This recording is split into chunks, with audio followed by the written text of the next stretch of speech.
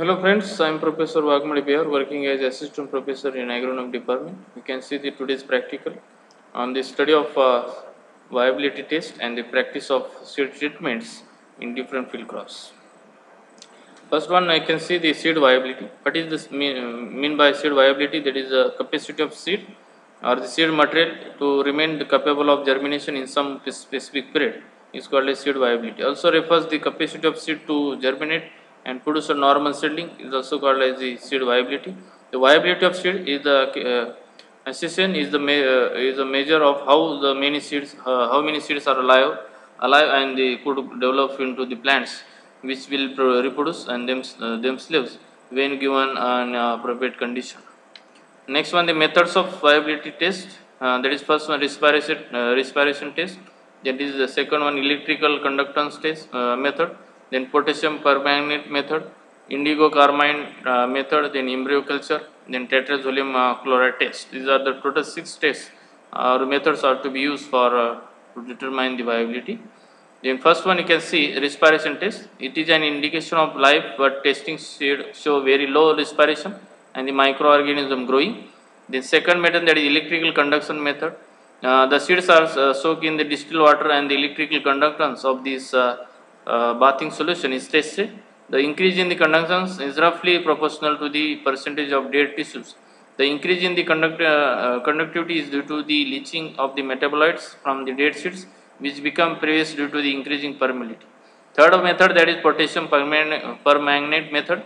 It is a qualitative test to find out whether the seeds are viable or not. In this method, the seeds are soaked in this weak solution of potassium permanganate, and as proportion of dead seeds increases, the discoloration of the solution also increases. Thus, the extent of discoloration indicates the proportion of dead seeds into the seed lot. Fourth one, that is the indigo carmine method. When the seeds are soaked in the solution of indigo carmine for few hours, it is observed that dead seeds or their cells are strained.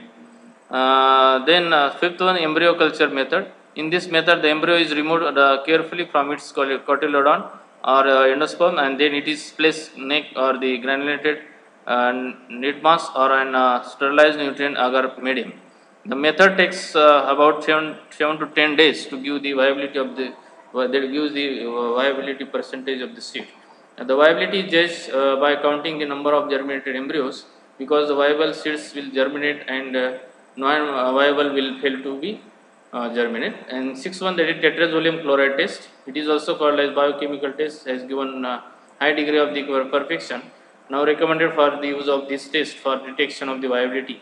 In this method, the seeds are soaked in 0.5 to 2% solution of the tetrazolium chloride, and the viable seeds take bright red coloration, which becomes more intense in the embryo, while the dead seeds remain in their original color.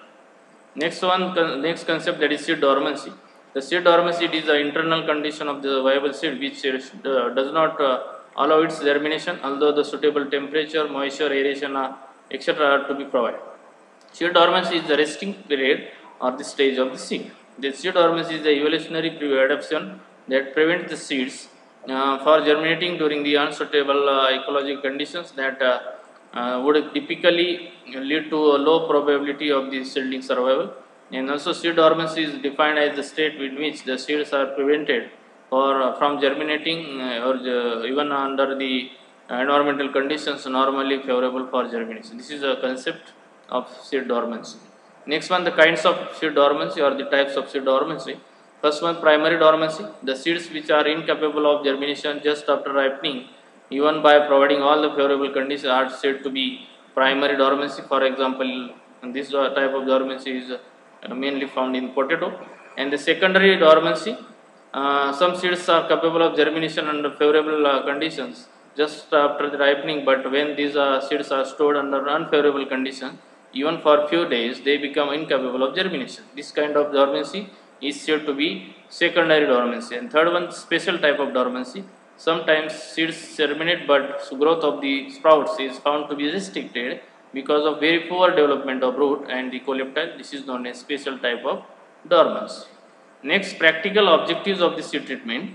That is, seed treatment is the biological, chemical, and physical agents and the techniques applied to seed to provide protection and improve the establishment of the healthy crops. And the seed treatment is also the aim to eliminate or reduce the inoculum level or the disease development from the seed-borne fungi that are present or within the seed without affecting viability and germination or emergence capacity of the seed. Next one, what are the objectives of the seed treatment? The major objective of seed treatment, that is control of diseases, convenience in sowing, quicker germination, nitrogen fixation, then inducing earliness, protection against pests, then inducing variation and the increasing the yield. These are the major objectives of the seed treatment. Next one, we can see the seed treatment for different field crops. That is first one, the cotton. The cotton are subject to be different seed treatments for easy and convenience in sowing because of fuzzy seeds clogs the seed tubes and delay the sowing work. The first treatment in cotton, that is cow dung paste treatment, that is equal amount of cow dung and soil are to be used for preparation of the paste by addition of the required quantities of water.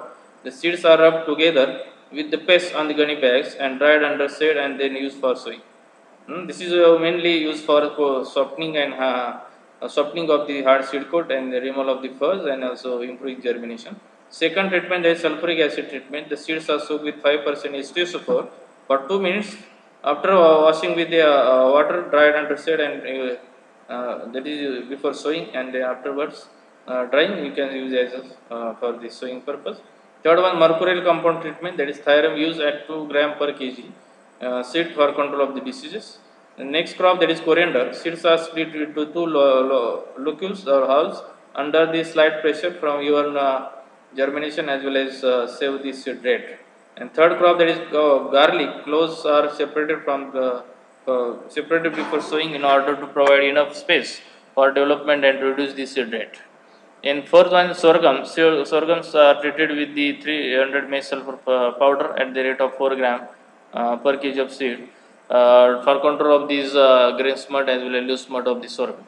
Then per millet, seeds are dipped with 20% brine solution for removing the fungal causing ergot disease. For 10 minutes, floating seeds should be collected and burnt.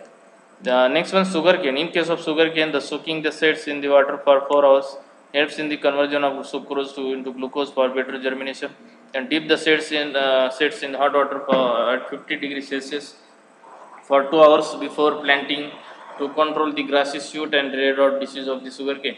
Then dip the seeds in 0.1% Bivestin solution for 5 to 7 minutes against root and fungal disease of the sugarcane. If the buds of the seeds are dried, then seeds are dipped in the lime solution for 24 hours before planting. Then in case of wheat seeds are also treated with fungicides like Thyram at the rate of 2.5 gram per kg of seed as preventive measures against the loose mud. And in case of the groundnut, seeds are treated with 1% mercurial fungicide like Thyram at the rate of 5 gram per kg of seed against seed-borne diseases.